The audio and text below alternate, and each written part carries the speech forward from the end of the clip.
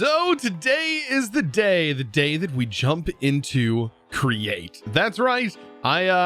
We finally unlocked it last episode, and I am super stoked, super excited to get into Create. I've already started to sort of build some things to get ready for this. You may be wondering, what is this? What is this massive thing? Well, this is just one of many farms that are going to be here. These are going to be basically massive, I would say silos, but silos are where you store your crops. These are going to be giant farms that are going to be built up. And they're going to hold multiple different things. And we can actually use 2 different water wheels. I think I'm going to go with water wheels because they are expensive, but I can use 2 of them to power this whole thing. And they're actually kind of fast and quite powerful. And so I'm going to go over how I'm going to do that.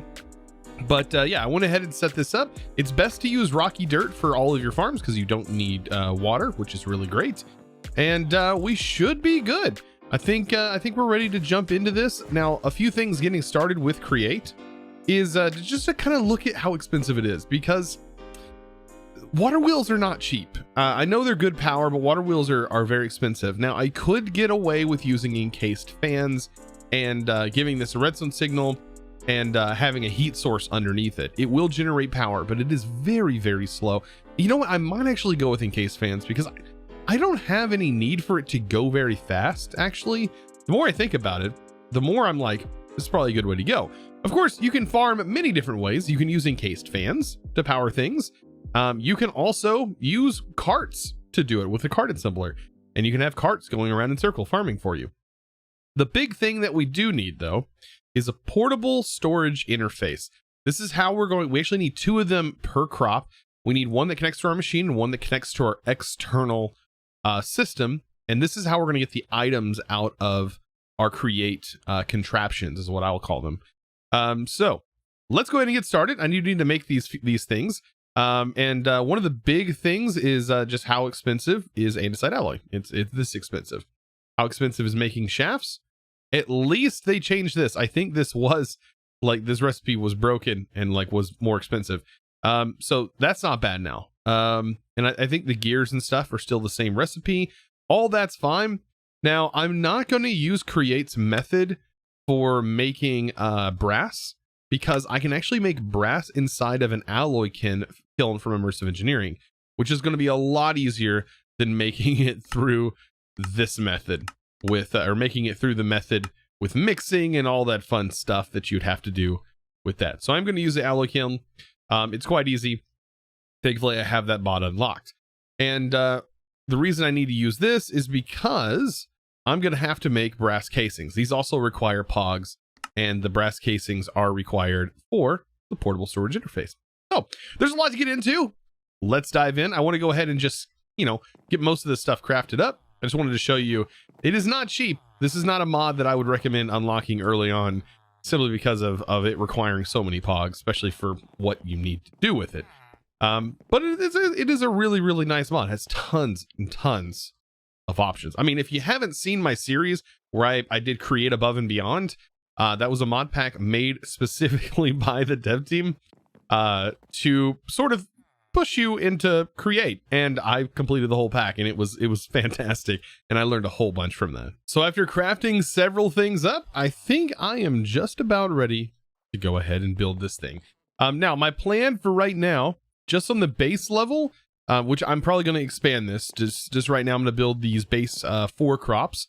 I'm going to go with my just carrots, wheat, and potatoes, and also netherwort, all of which should be able to be farmed by the mechanical harvesters. And what I have to make is these radial chassis. Now, this right here, this mechanical bearing, is actually one of the cheapest components. And this is what makes everything work. So let's take the encased fan, and I believe the mechanical bearing needs to be right here. So this needs to go down 2 blocks. And what I'll place is this. And then this needs to be placed, I believe it's this direction. It's actually kind of hard for me to know. I think, yeah, this is the right direction. And then I can put this on top of that. Actually, no, this is backwards. This needs to be changed. So to change directions, by the way, you can hold shift while placing, and it will place the opposite direction. All right, so This will go on top. There we go. And to make this activate, that'll give it a lever. And basically, if we put a machine on top of this, for example, this, and I right-click this, notice it's spinning, right? And so when I right-click it again, that's gonna basically tell it to stop. But yeah, this right here is actually sending power to this, which is important because that's what we need. We need small, slow rotational power. Of course, our crops over time as they grow, this will harvest them, and the same setup is going to go over here. So remember the bearing's going to go here, so this needs to go one down, place that. We'll take our encased fan, hold shift to make sure it places upside down, so the heat can travel through it. Activate that. As you can see, it's spinning, and then we just need another mechanical bearing, and we are ready to rock and roll. Now, what I'm going to use for this mechanical bearing, I'm going to hook a radial chassis to it, and the radial chassis is going to stack up as tall as we need it, and it's going to provide a place for us to expand off of. And we're going to use other chassis for our equipment and stuff like that we're going to attach, such as these mechanical harvesters. Now, early on, I do need a few things that are a little interesting to come by. It's going to require a press. Actually, this needs to go one higher. This right here is called a mechanical press. And we need this because I have things like gold, for example. I need gold plates, and they can only be made in this method. So what I can do is I can place them on the depot, and I can use a hand crank early on to actually do this work for me. Now, it does use your hunger bar, or uses your hunger to operate this, but honestly, this is one of the faster ways of doing this early on without having some other machine rotating this for you. So let's go ahead and put this bad boy together. I've got my secondary platform set up. I have this going. All we're going to do is plant our crops, but let's first go ahead and extend off of here. So with the actual wrench from Create, you can see I have this set to radius of 4. What that does is that is going to basically accept any block that is 1, 2, 3, 4 in a radius all the way around. So if I was to go ahead and do such a thing like this, let's go ahead and put some glue on here and then hook up this wood. If I also have these blocks hooked to it, like this off the edge, what should happen is only these blocks right here should be considered in this, and this block out here will actually be disconnected. All the other blocks should actually be connected and be considered a part of the radius. Let's go ahead and turn it on and see. As you can see, bam! So yeah, this was not a part of the radius. By default, this is set to 8, and of course you have to use your scroll wheel while holding the wrench to be able to move that. But with that set, I'll go ahead and stop it right here. And that's not exactly what I want to do, right? I don't need this whole area. So what I am going to use this for is just anything that is connected to this is going to get changed. So if I go ahead and extend this out like this, and I put these mechanical harvesters on here like this, this is technically a part of that radius. Now, I did notice it was spinning this way, so instead of inverting the way that this is spinning, I'm just going to go with how it's spinning and place them on this side. And now what we should see is this actually turning. So if there's crops here, what's going to happen is it's actually going to collect them. Now, there's no inventory yet. With contraptions, they can actually have inventories. So if I put an inventory in here, anything it collects will then go into its inventory. That's pretty cool, right? So I am going to need, for example, just a simple barrel. I think using a barrel is one of the easier ways of getting things, stored. So I'm just going to place a simple barrel here. Now, the problem is I don't know necessarily if that barrel is going to be connected, as you can see. So to get it to connect, all we have to do is place some glue here and then connect it, as you can see, like that. So now that barrel is connected. Perfect. And that is going to be a part of this inventory and the top inventory, because all of this is going to be connected through this one radial chassis. So I'm going to do the same thing up here. With this, I'm going to drop this down until it is at 4. Place one piece of glue, and then just apply this. Like, Create is something like, once you understand how it works, like, It is a beautiful mod for sure. So I'm going to go ahead and build off of that. And the same harvesters should be able to harvest off the soul sand. Now, here's the fun part. We need a way to get the items out of this contraption and into this storage drawer. Now, this is going to be a little bit more difficult because we need a portable interface.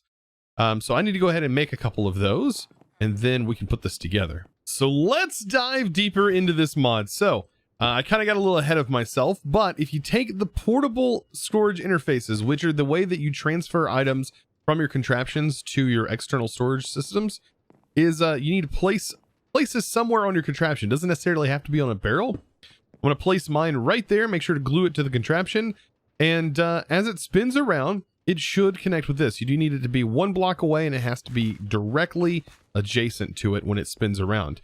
Now, I have placed my drawer controller down here, and then I do have an extension with some trim connected to my storage system here. And the reason I placed it this way was so I could use andesite funnels for this, because I want to show you. By default, if you just right click on an andesite funnel on a device, it is going to extract items, like actually pull them out of chests. And that's a little note that you have to think about when using this portable storage interface. It doesn't actually push or pull items. You can use it to put items into your system or pull them out. But the problem is it doesn't do it on its own. You do need something to pull out. So if you're having a problem, that's probably one of the issues. So this will pull out, but if you hold shift, it's going to pull in, it's going to import. So you can make a setup like this that allows the funnel to pull out, and this is going to drop it directly into this funnel. And basically it's a little two-way pipe. The items are going to fall right into there, and then they're going to end up in our storage drawer system. And so this is going to have like wheat, which is going to have seeds and wheat, and then we're also going to have netherwort. And then same on the other side. This whole setup is going to be completely copied on the other side. Just haven't quite set it up yet. But it's basically ready to go. Now, one way we can test and make sure this works is let's go ahead and throw some logs in here. Let this rotate until it reaches this point. You see it's going to connect, and it's dropping the items in. Now, if you want to speed this up, you can use stack, but this farm is going to be nice and slow, and it's just going to happen over time. And as you can see, it transferred all the items perfectly. This is a nice little farm, and it's expandable. And just so you can see this bad boy in action, here you go. So I went ahead and grew up a bunch of these crops, and you can see it is actually working. Did it miss that? I don't know if that grew up last or not. It does look like it's missing these corners, so I might be able to go ahead and remove these corners from here. But either way, this farm is working perfect. Yeah, I think it's not reaching these corners, so I could probably actually make this a little bit more round. But as you can see, it's dumping all the items in, which is perfect. Now watch this. This is perfect. I have the other side done. Now, of course, I do want to expand these. The reason I put these down here is because these are just the simplest crops. And of course, I have plenty of room to expand my storage. All we have to do is take this up. So I can actually farm the same way with sugarcane, except I would have to basically have this one higher. I'm going to end up making a sugarcane farm. I'll probably have a sugarcane on this side, and then end up having bamboo on the other, because we'll need it. Those are things that can actually roll. Now, as far as like pumpkin and melons and stuff goes, you can farm this, but it is going to be incredibly slow to use this method to farm that material, because it has to saw through them, and it does take a lot more time. Now, I don't know about cactus. Now, I know cactus can be farmed in this method automatically. And I just don't know if it's a good idea to farm cactus with create. I don't know. But I definitely know sugarcane and bamboo are definitely two great farms. And the good thing is this is going to clear up all this space. And if I eventually get automated cactus, we can actually have this fully up and running. So I went ahead and added the next floor. So this right here, just like I said, I wanted sugarcane and bamboo. The problem with bamboo is it's a little bit slower. It's more like breaking down trees. And you have to use the saws. They're not that much more expensive. But yeah, you do have to use saws to break the bamboo. Whereas you can use the regular harvesters to break the sugarcane. Super easy. This one's like, this is definitely a significantly faster. because it doesn't have to stop to break anything. That one's okay being slow because wheat, you know, all those farms are going to take time to grow anyways. And so it actually gives it a chance with it being slow. So I'm not actually worried about this. Plus, this is going to generate way more bamboo than I think I'm ever going to use. This is going to be a lot of bamboo. Oh, what a relief. I finally have a method to auto farm all of the crops. Yes, that is fantastic. It's not even bad looking over here. Of course, I do want to do more with the way this looks. But yeah, this is fantastic. Actually, let me go ahead. I'm picking all the stuff up. So now that I have these auto farms, making these, the crystals should be a whole lot easier. Definitely once I give it more time to run. But while we're waiting, might as well run some vaults. I'm actually pretty excited. I do want to run a vault today. So, let's see. I think a random crystal is definitely the way to go today. Before we jump into this vault though, let's do a thing. Let's actually eat all these burgers and look how much quicker we can eat the burgers. We should be able to get to 130 in literally no time. There's one.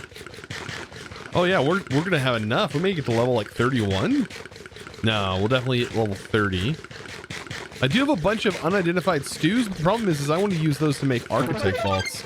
So there we go. 130. Just like that. Looking fantastic. So we are now level 130, getting really close to that 150 mark. We just got to run more vaults, get more vault burgers. That's what it's all about. And keep pushing on, man. 150 halfway through. It's just insane. The amount of just fun I've been having with this pack. All right, let's go ahead and do this vault. I'm super ready. I already have it afterlife. It's all ready to go. It is going to be a random vault, which means random modifiers. Don't exactly know what I'm getting my hands into. I have no idea, but doesn't matter. It's going to be fun either way. Let's hope it's good. Afterlife, journey, horde, strong, and resilience. So I really like seeing that horde modifier, especially when I do run luck. I'm not running my double luck, but I am just running extra luck, which is nice. By the way, you guys did let me know. First room never has any gilded chests. So you can usually just skip it, is what everybody was saying, which I was like, huh, that's interesting. All right, this should definitely have some chests though. And that's what we're gonna be doing. We're just focused on chests. This whole run, with it being a horde like this, is definitely all about the chests. If I can't, come on, let me get up here. There's chests up here. It's all about grabbing these bad boys. And we get a portal right off the bat. Nice. Can't beat that. Go ahead and nab that eye. And hopefully I can do this successfully. You know what? I'm gonna do it from here. There we go. That way a whole bunch doesn't just dump into the fire.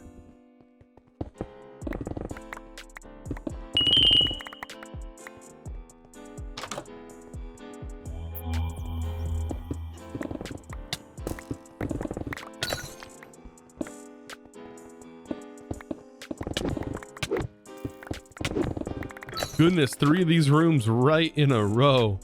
That is what it's all about. And look at there, first obelisk. I might beat this boss. I wouldn't see any reason why not unless we don't find him. All right, so I've stumbled into a mine room. Is this what I think it is? Is this an actual regular mine room? It is. Oh my gosh. Now, I don't have any mine modifiers, but if this is a normal mine room, it doesn't really matter. I'm gonna loot it all. This is insane. I can just go through here, not really have to worry about too much at all, and just mine everything. So yeah, this just completely changed this run because I'm gonna be spending my entire time in here. I mean, we actually got a mine room. This one's actually different than the other mine rooms that I've done too.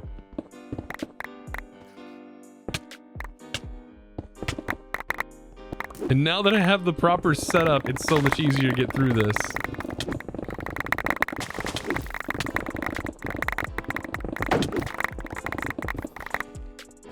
Well, I think I've nearly cleared this whole thing out. And I was able to get through it way faster than I ever thought I would. This is insane. I mean, yeah, we're gonna take a look at the ore. It's gonna be beyond insane. All right, there's our second obelisk. I don't know if I'm gonna be completing it now after running into that room. That was craziness. And wow, tons of ore. That's what it's all about. Well, after that fantastic run, I'm gonna have to say, yeah, we definitely got, I mean, that was definitely worth that crystal. Look at that, almost, where's our Larimar? We got 60 Larimar. It would kind of make sense in the amount of Biniotite. Biniotite, it seems way more common than Larimar, but we got Iscalium in that run. Yeah, that was awesome. Like, I just recently broke all of my ore, so it is kind of nice to see this again and go like, after I broke all that ore, bam, I get another one of these rooms. Man, if only one of these rooms were just in every vault. We'd be set for good. Now to see the goodies that we got. Oh boy. Actually, that's not bad. 5 vault diamonds for something I wasn't even trying to break chests for? What? What? Oh, you can't beat it. It's so good. So, believe it or not, we are at the end of the video. I know, it feels like it just flies right by, but that's what happens when you're enjoying what you're watching, right? So, guys, I am super, super happy with these farms. And of course, they're only going to get better as we go. And I plan on using Create to explore even more automation possibilities. So, yeah, we have like all of the tools now at our fingertips. The only thing left is, I think, some sort of power mod. I'm thinking maybe power eventually. I know a lot of people have been suggesting it, and that's probably going to be the mod to probably go for next, simply because we can keep a battery on us, and a battery will keep all of our stuff charged. It's one nuisance that I'm dealing with. So with that, of course, guys, I want to give a huge shout out to the sponsor of today's video. And that, my friends, is going to be a beautiful thank you going to Chevro. Thank you so much for your amazing support. By the way, over on the Discord, becoming a Discord premium member. And of course, guys, if you're interested in joining that amazing exclusive club of becoming a member, all you gotta do is go on over to my Discord. You don't have to be a member to join. You become a member once you join. But if you want to join that exclusive club and get access to things like subservers and all kinds of fun perks on the Discord, all you gotta do is check out that premium membership tab. It is quite easy to access, and I'm one of the fair few Discord channels who actually has access to it. So you might be able to get into those and try out those new beta things over on the Discord. So be sure to check that out, guys. Of course, I'll see you in the next episode. Click that subscribe button, give this video a thumbs up, comment down below, and I'll see you in the next one. And as always, thanks for watching.